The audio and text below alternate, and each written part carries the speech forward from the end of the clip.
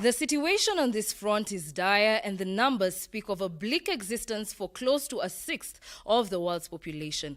According to numbers presented by the World Food Programme representative and county director, Annalisa Conte, there are over 820 million people in the world that are undernourished due to a number of reasons.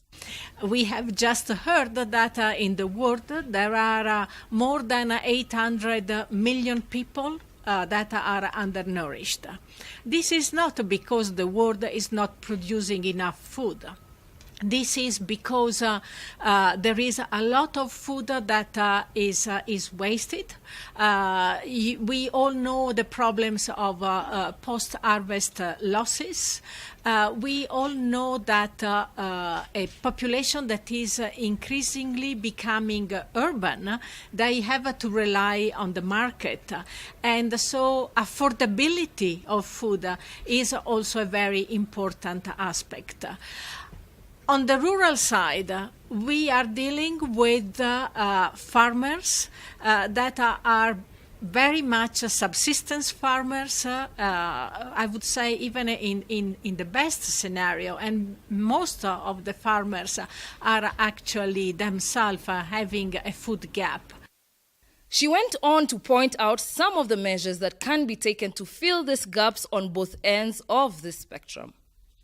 So what is needed is really to help these farmers to reduce their post-harvest losses, to make them to be more than self-sufficient, and to be able to connect with the markets so that they can have better incomes.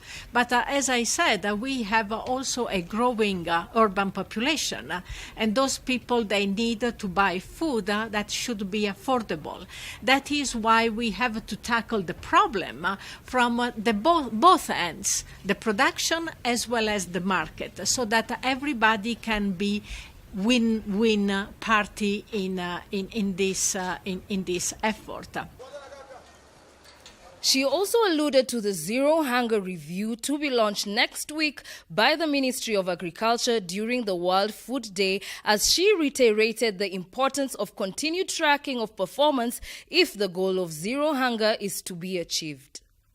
During the World Food Day next week, Ministry of Agriculture will have the opportunity also to launch, if you can, we can show the Zero Hunger Review, which was undertaken by the Ministry of Agriculture with support from FAO, from WFP, and where we have what is the status of SDG 2, achieving zero hunger by 2030 in Kenya. And there we can see what the country has already achieved, and we tend to look at what needs to be done, but we have also to acknowledge that a lot has been achieved by Kenya. A lot is still needed to be done, but let's be fair and see where we have been successful, where the government of Kenya has been successful, and what it is still out there for all of us to contribute so that all Kenyans will be food secure and will be out of hunger by 2030. On his part, the Chief Administrative Secretary, Agriculture and Permanent Secretary, Livestock, Andrew Tuimur, emphasized the government's commitment towards zero hunger. Pauline, the initiative that the President has taken on the Big Four agenda, but food security is top on the priority. And, you know, there are various strategies that the ministries working with the partners have put together to see how we can achieve that. Kenya, we support 1.3 million people every year who are, who are food insecure. And that the government has really tried to do that. But that is the group we are saying by 2030 they should be able also to have enough food, so that we don't have to do food distribution every now and then. He further noted that whereas the world produces enough food, it is the mechanisms to reach the population that have gaps, pointing out that in the Kenyan context, counties are the solution to this problem. We produce enough food in the world. It is only that a lot of it goes to wastage and a lot of it doesn't get to the right people.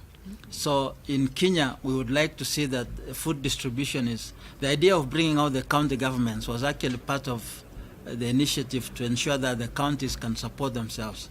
So working with the county governments, we're asking them that they should be able to support their own people within their own county.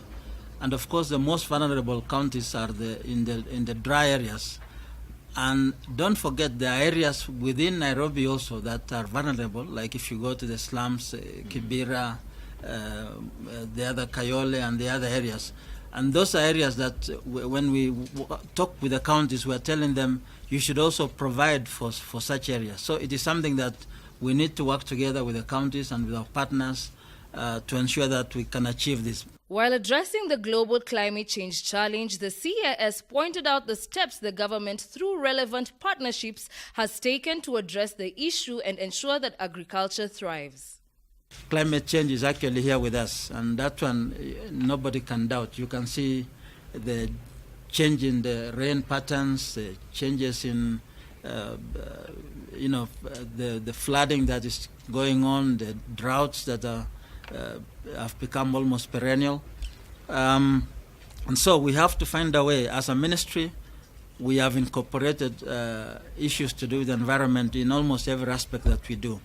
And we have a program now that is the World Bank is through the World Bank assistance called the Climate Smart Agriculture that is almost in all the counties, which is securely enrolled into place. And of course, working with our partners and the other stakeholders, because this is something that is here with us and we cannot run away from it.